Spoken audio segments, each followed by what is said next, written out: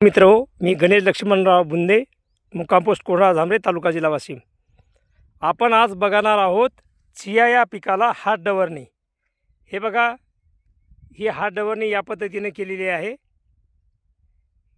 चियाचं हे पीक पेरणी केली असता साधारणतः 15 दिवसाचं झाल्यानंतर त्याला असे 2 ते 4 फांद्याचे फुटवे आल्यानंतर साधारण हलक्या हाताने डवरणी करणं आवश्यक आहे।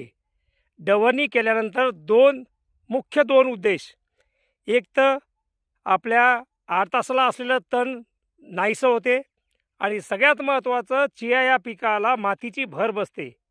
आपण ज्यावेळेस भोईदांडानं पाणी देतो त्या भोईदांडानं पाणी दिल्यानंतर ही जी भर कायम राहते आणि चियाच्या उत्पन्नामध्ये याची वाढ होते। म्हणून शक्यतोवर प्रत्येक शेतकऱ्यांना नम्र विनंती आहे की त्यांनी हात डवरणी आपापल्या पद्धतीने ज्याही पद्धतीने होईल, ज्यांचं पीक 15 ते 16 दिवसाचं झालं असेल त्यांनी आपापल्या चिया या पिकाला एक डवरणी करणे आवश्यक आहे।